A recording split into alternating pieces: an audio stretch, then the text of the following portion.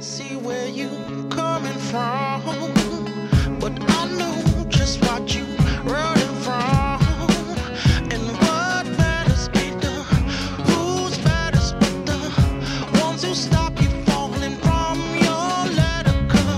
This ain't no place for no hero. This ain't no. Mesdames et messieurs, fans du Homard, bonjour et bienvenue dans cette nouvelle vidéo du bprd.centerblock.net, émission consacrée à un one-shot. Oui messieurs dames, Caput Mortuum, tel est son nom. Donc one-shot, dernier one-shot en date, des aventures de Lobster Johnson, le vigilante le plus classe jamais imaginé par l'industrie du divertissement depuis Charles Bronson. Oui monsieur, oui madame, et je vais tenter de vous en convaincre au cours de cette vidéo. Donc, Caput Mortuum, c'est sorti il y a 2 jours, donc Caput Mortuum, ne vous inquiétez pas, ce n'est pas une erreur de frappe ou d'impression, ça veut bien dire quelque chose, ça signifie même, et d'ailleurs je vais prendre ma tête d'intello pour vous le dire, ça signifie donc brun momie égyptien, et en fait ça correspond à une couleur, à la couleur brun rouge brique que prennent les momies en cours de phase de décomposition ou de recomposition dans le formol. Je n'ai pas trop bien suivi cette partie-là sur Wikipédia, mais voilà.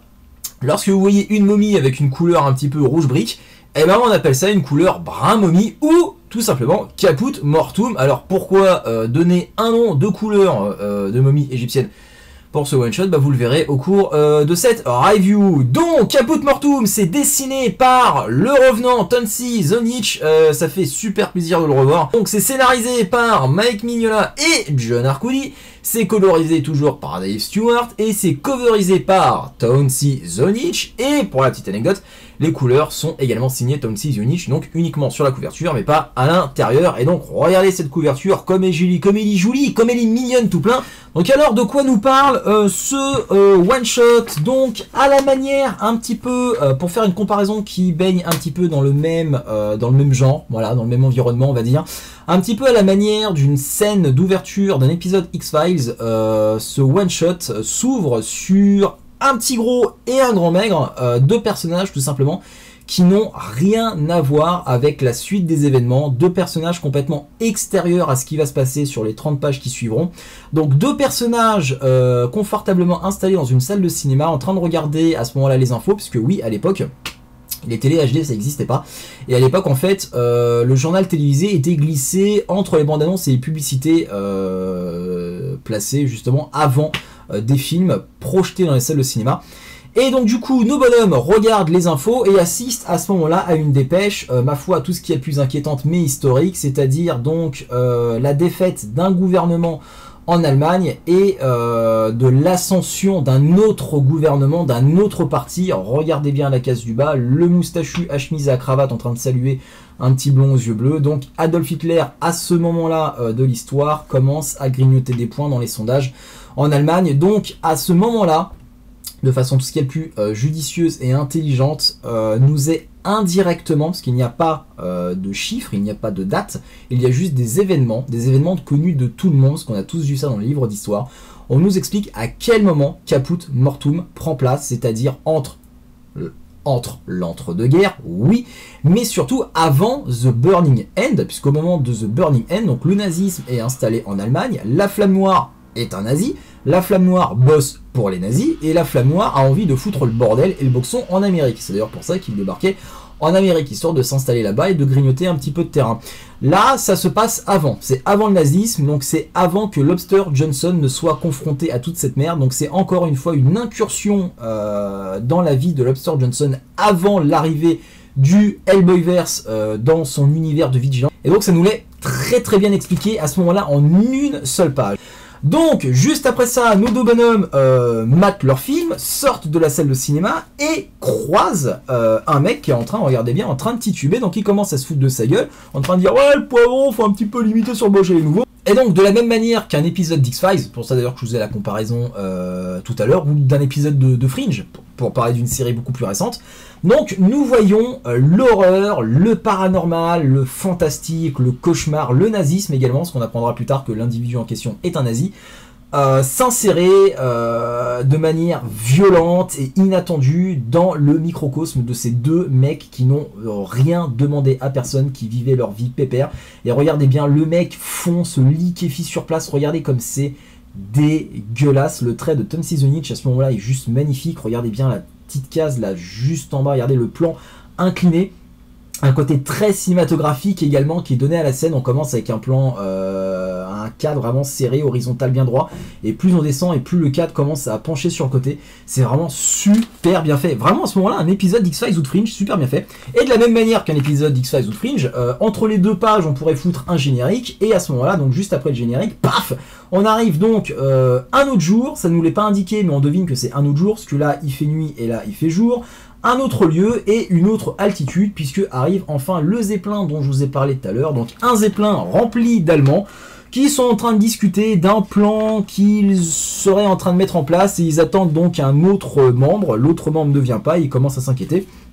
Et donc on switch justement sur cet autre membre qui va pour rejoindre ses potes dans la salle à manger du zeppelin. Et à ce moment-là, le mec rentre dans sa cabine et paf, un coup dans la nuque, arrive le héros, le seul et l'unique, le patriote, avec le faucon sur plutôt la pince de homard sur le torse. Donc Lobster Johnson qui va pour interroger notre Allemand et qui lui fait comprendre, plutôt qui lui dit, et qui nous apprend également à ce moment-là, que son frère a été retrouvé fondu sur une route dans la ville à côté, que son frère avait un visa de travail, tout comme le mec qu'il est en train d'interroger, que son visa expirait en avril, tout comme le mec qu'il est en train d'interroger, et lui dit, maintenant tu vas me dire tout le reste, tout ce que je ne sais pas. Vraiment, vraiment la classe ce mec. Mais voilà, l'Allemand ne veut pas coopérer, bah oui, l'Allemand ne parle pas, l'Allemand ne balance pas, donc notre Allemand ne veut rien dire à Lobster Johnson, et va même jusqu'à lui préciser qu'il ne peut pas utiliser son arme à feu au sein d'un dirigeable, d'un zeppelin, pardon, parce que les zeppelins, comme vous le savez tous, sont faits d'hydrogène, et que l'hydrogène est un gaz hautement inflammable, et une étincelle à l'intérieur, et il y a tout qui explose. Rappelez-vous, bah, l'Édimbourg, tout simplement. Et donc, Lobster Johnson à ce moment-là donc utilise le moyen de pression le plus efficace qui existe, à savoir la pince brûlante du justicier à la pince de homard. Regardez bien l'effet de lumière rougeoyant sur la tête du mec, regardez comme c'est super bien fait.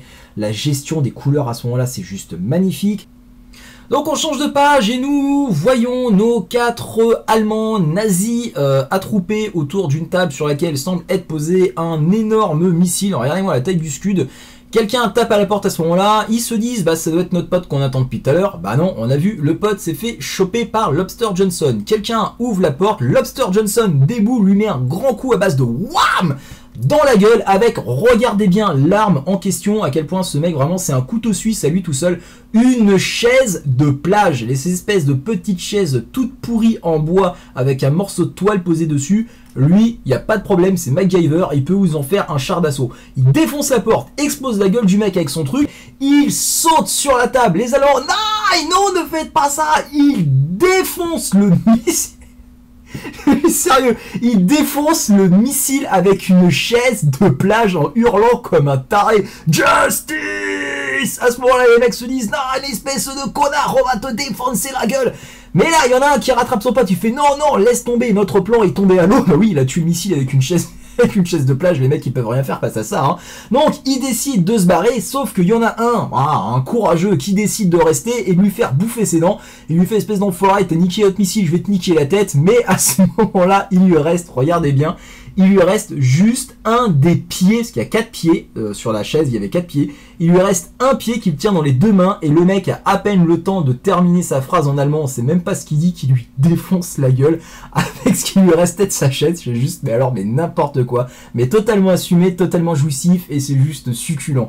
Il lui explose la gueule avec le pied restant de la chaise, se casse en courant, change de pièce, change de niveau, ça fait limite jeu vidéo à ce moment-là, tombe sur un autre Allemand équipé d'une baïonnette. Et à ce moment-là commence une baston magnifiquement bien chorégraphiée. Regardez-moi ça, on croira que c'est Jackie Chan qui a chorégraphié le truc. Non, bam, gauche, blocage, boum, droite, boum, coup de genou dans la gueule, bam, high kick, knee squeak directement balancé dans la gueule, dans la face de Lobster Johnson, qui à ce moment-là nous fait un bond facile de 4 mètres.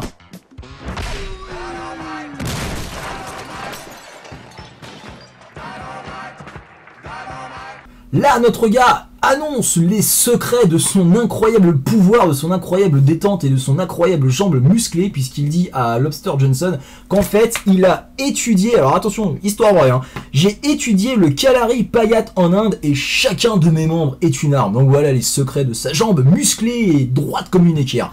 Mais il en faut plus pour impressionner Lobster Johnson qui, même face à un prof de yoga spécialiste du pilate, va quand même trouver un moyen de le niquer. Et ce moyen, les bons vieux classiques, c'est les meilleurs, lui fonce dessus en gueulant comme un taré, Feel the claw, le projette à l'extérieur du zeppelin. Lobster Johnson se tient donc avec ses mains à la paroi du zeppelin, l'autre grâce à ses jambes, regardez, super musclé, bah oui, prof de yoga en Inde, ne l'oubliez pas, s'accroche avec ses super genoux renforcés en adamantium, remonte à l'intérieur du zeppelin, mon dieu, mais que va-t-il se passer?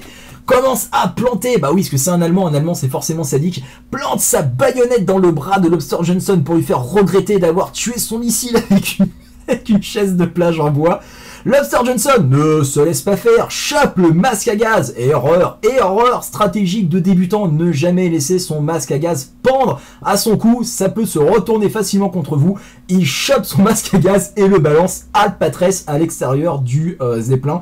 D'ailleurs, les plus cinéphiles d'entre vous, normalement cette scène, un nazi balancé par un américain justicier à l'extérieur d'un zeppelin, ça devrait vous rappeler quelque chose.